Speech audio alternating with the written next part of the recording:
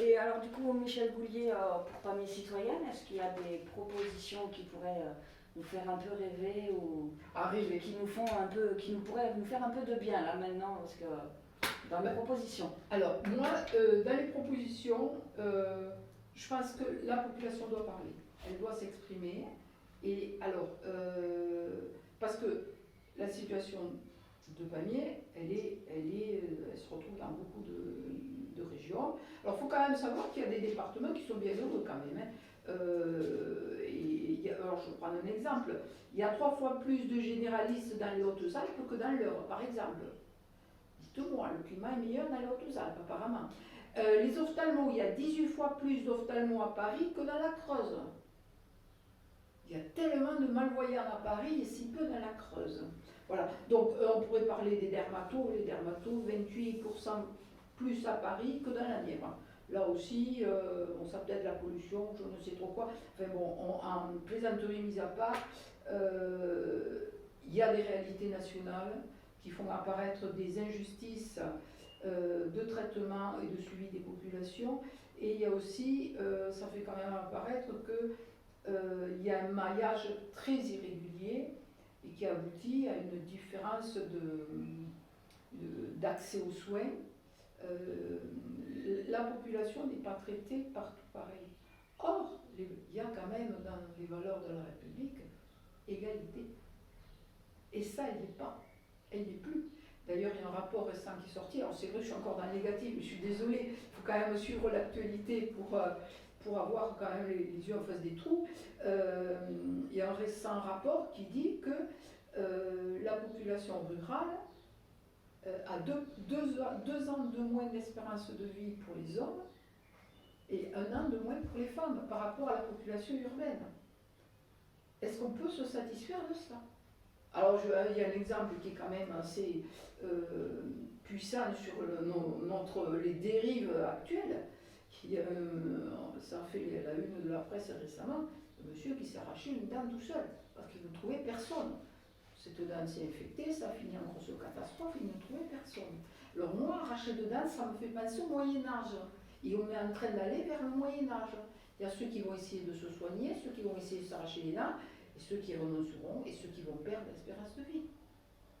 C'est gravissime. Alors les espoirs quand même, parce qu'il en faut, on lâche rien. Il ne faut pas se résigner, ça nous est dû. Ça nous est dû. Une société qui renonce à la santé, je vais citer le député Garot, dont je vais en parler un petit peu après.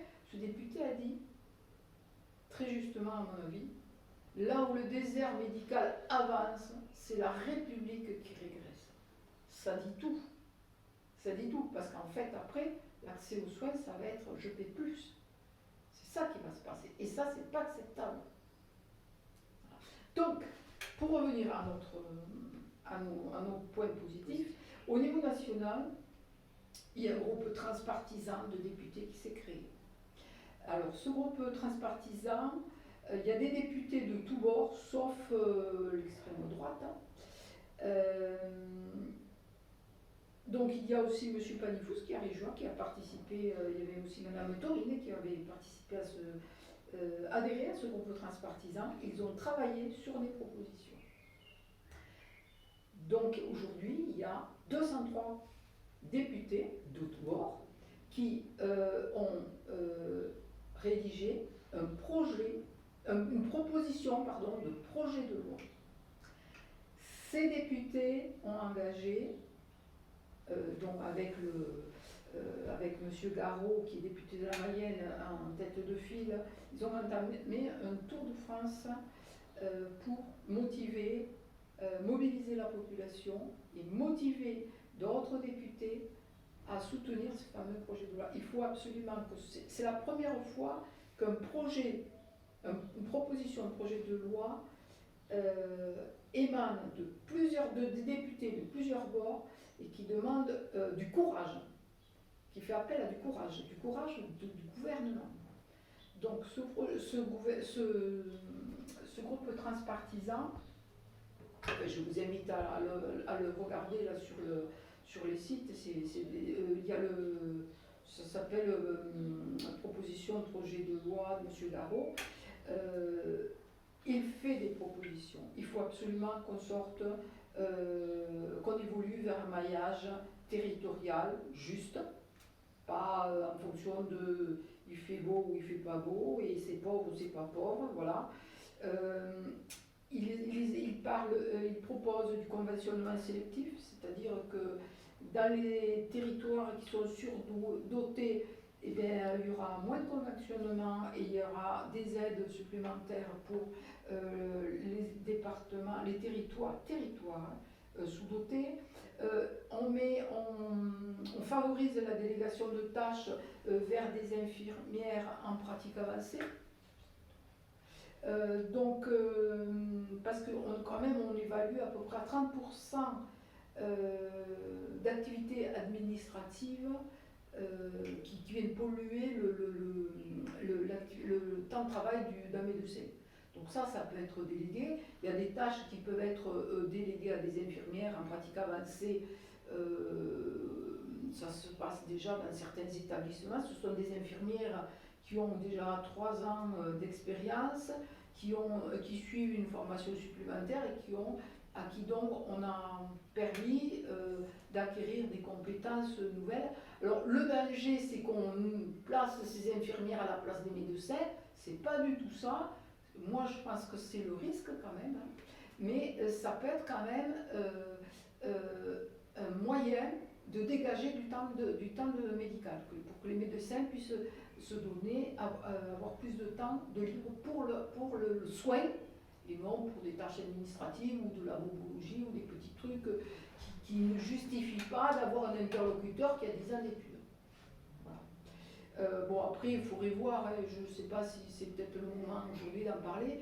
Ce groupe de transpartisans sera dans la Haute-Garonne, fera une réunion publique dans la Haute-Garonne le 21 juin. Donc j'invite tous ceux qui se sentent concernés d'y aller, mais on en reparlera sur notre site Pamiers Citoyenne. Alors un point qui est très important, c'est qu'il faut soutenir, j'invite la population à aller sur le site change.org. Il y a une pétition qui est censée soutenir ce groupe transpartisan. Sur le site change.org, il faut saisir pour en finir avec les déserts médicaux. Et donc là, vous validez, bien évidemment, il faut que ce groupe transpartisan soit soutenu.